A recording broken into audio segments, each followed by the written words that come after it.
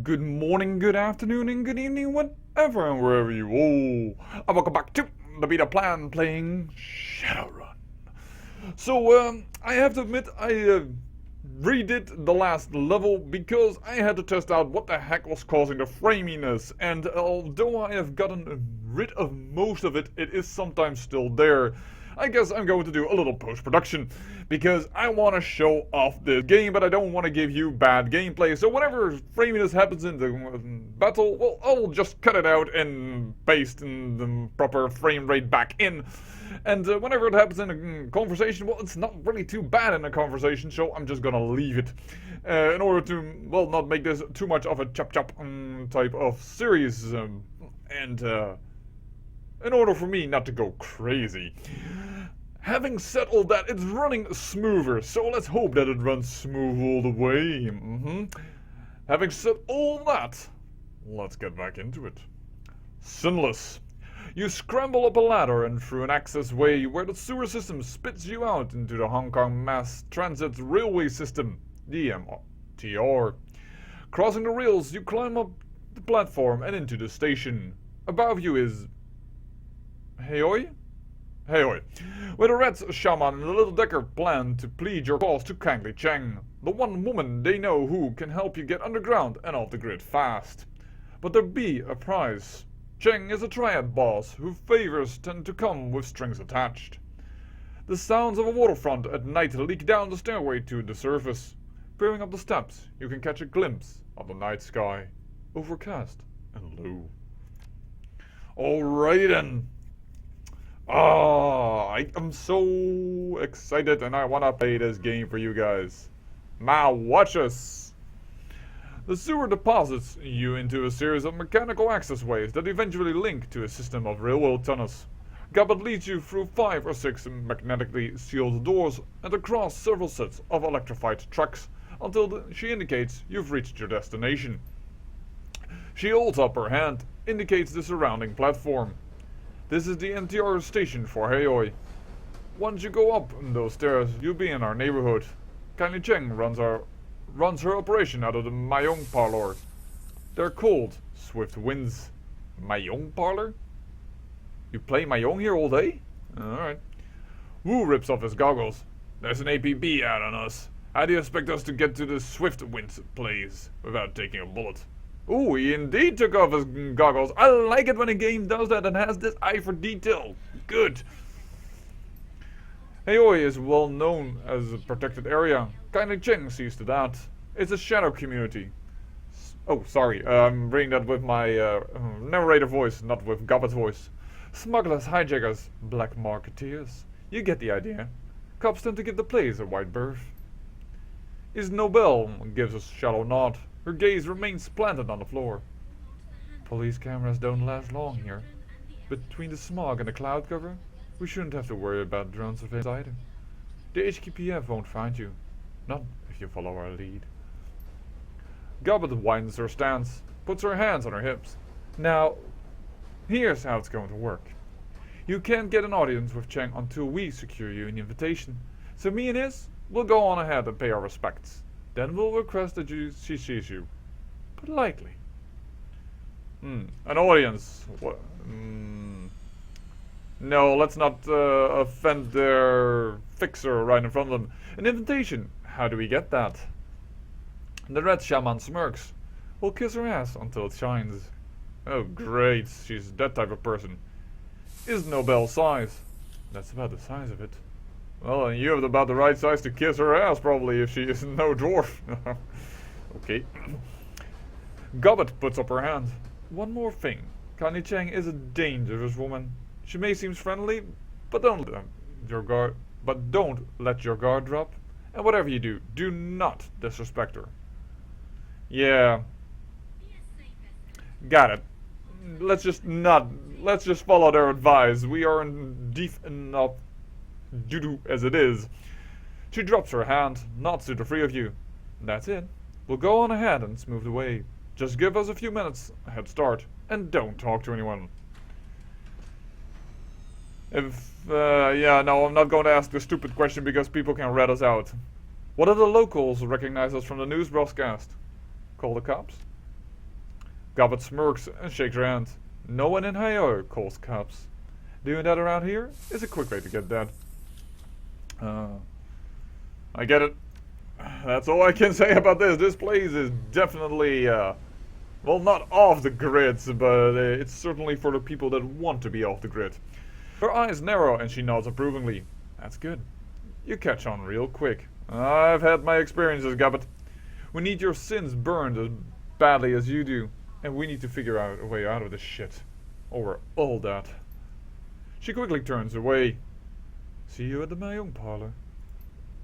Alrighty then. And look at it! Smooth running! Yes! It has run always smooth. But please! Oh gods of computers who have given my veteran computer this deal. Please run smooth until the very end of this series. The Shadowrunner's footsteps quickly fall away, and then you're alone with Wu.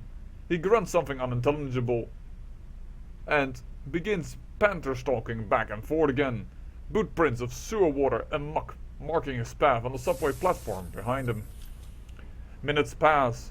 Wu stops his pacing and runs both hands over his face, groaning a sound of anxiety and disgust. It dissipates, and he stands there silently, his hands covering his face and his shoulders shaking with emotion. Then he begins to laugh. It's a laugh that comes from down deep, from the place where fear and frustration and impotence swirl. But the barrier holds. Wu focuses, taking control of his breathing, and his laughter begins to slow. He becomes himself again. Oh my God, Quinn. An aftershock of laughter shudders through him. Are you fucking kidding me? What the hell are we doing here? How did we get into this? He drops his hand and turns to you, shaking his head in disbelief. I'm thinking I'm gonna lose it. I'm gonna call him out on this bullshit because we both are the tough two brother and sister who were picked up off the street. Bullshit. You are like a rock. He exhales hard and nods his head over and over. Trying to maintain. Serious I am, but Carter is dead, Quinn. They fucking ended her. He puts a hand to his forehead. I don't know what I'm gonna do now. Well, let's keep up the tough girl, huh? What are you talking about? You crawled out of worse places before you met her. I mean, we were picked off the streets before Raymond found us. We lived there. He allows his head to loll to the side, whispers, maybe. But that was a long time ago. He sighs. And I had Raymond then. Well, it was also before Raymond, so it seems like you got... You seem like you've grown a lot since then. You don't need Raymond anymore, Duncan. That triggers him. Of course I still need Raymond, Quinn. He is my father. Don't you get it? Do you ever get it? Look at what he did for me. Did for us. Think of everything he taught us. His jaw juts forward. You want me to forget that? I never said you should forget about your father, Duncan. Don't put words into my mouth that I did not use.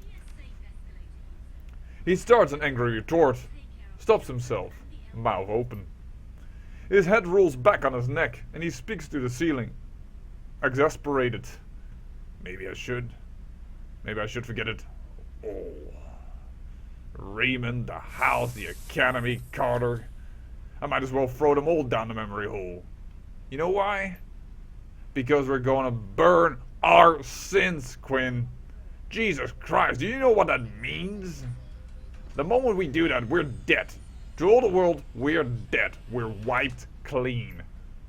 He counts it off on his fingers. Raymond, the house we grew up in, my career, Carter, all gone. No home, no money, no identity, nothing. He waves his hands, brushes it all away. We will be nobody.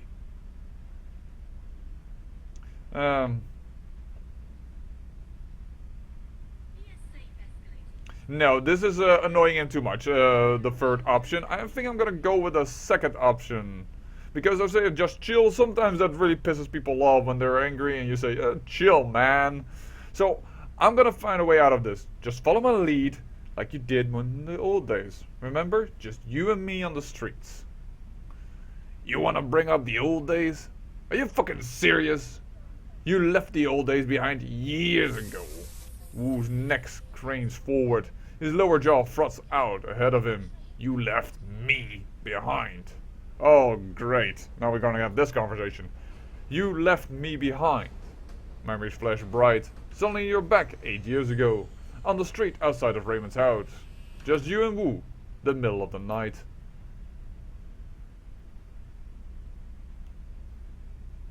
I guess we were not yet done with our little exposition. Ooh, he's definitely a bit younger. You can't just leave like this, Quinn. What am I gonna say to Raymond? You know how he is.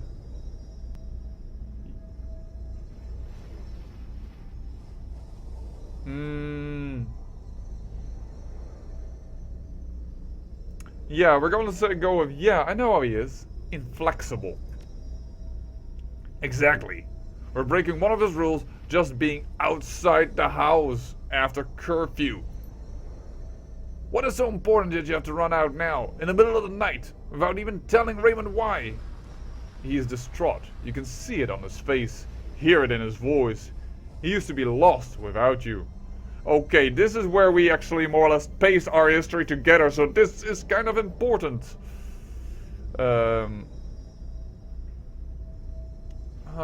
This is with us doing a job, so that's probably something shady. Some people messed with me, and I don't intend on letting them get away with it. Nah.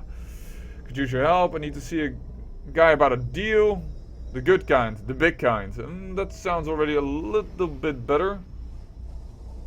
But this here, I don't pick him all along with him. Here I do. I've got a friend in a bind, Duncan. That's all I can say about it. I have to go help. Nah. Let's do the first one. It's a job. Too good to pass up. Come on, Duncan. We could use you. You're good in a fight. His eyes widen. A job that's too good to pass up? I thought we left that shit behind, Quinn. Look, whatever's going on, I can tell you one thing. Raymond will not improve. Yeah, but Raymond is keeping me down. I gotta fly free, Duncan, and we're not getting a lot of cash. We may have an education, but we don't have anywhere to live without him. I need this.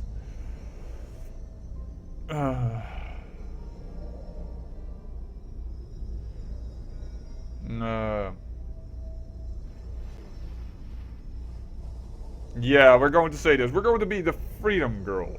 Raymond doesn't approve of anything but the life of a wage slave. See you in a couple of days.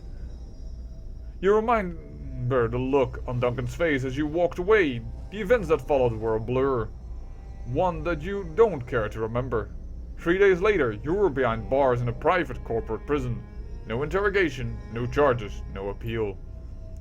Years later, some corporation bought some other corporation, and the new board of directors pushed through some sort of reform agenda, and the higher-ups gave an order.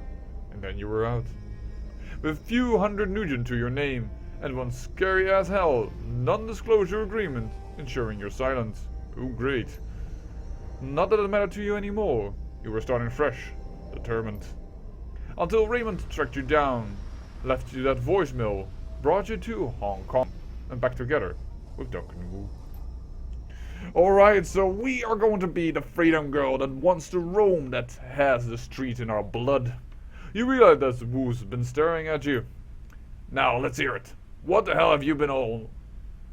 Where the hell have you been all this time? Why didn't you contact me? At least to tell me you were alive. Let's be honest about this.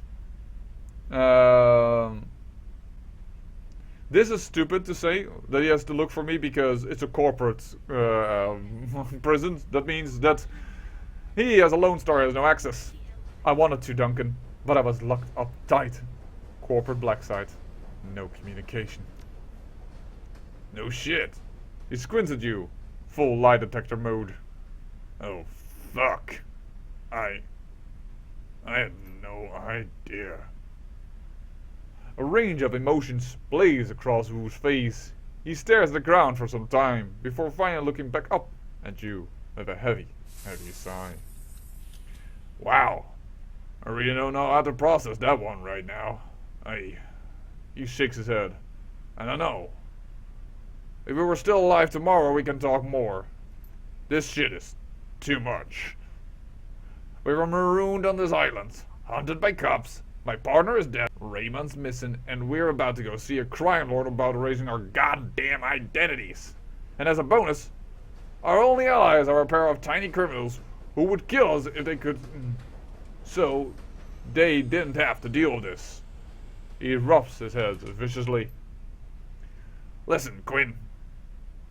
Back in the Barrens, whenever I was out of control, you just handled the situation. Remember? With Carter gone, I'm just a raw nerve. I'm afraid I'm gonna slip back, and people are gonna start getting hurt again. Whoa, so you had some serious anger issues that we had to control because we were the big tough sister. You know what? I got the lead, Duncan, just like I used to. He stares at you hard, like he's trying to see something inside your head. Then he decks his weapon, cocks and logs. Back to business. Good. Now let's go meet that Triad woman and get our damn sins burnt. I'm going to rip off the bandage as fast as I can. Alright, and with that I say we end the episode, but it definitely has improved. The game is running a lot smoother. Oh, look at it. And I hope that will be for the rest of the series. And once again, I promise you, if it goes into framiness during combat, I will cut it out and then paste it back in. But in the meantime, I say I thank you for watching, and remember, great peril yields great beauty.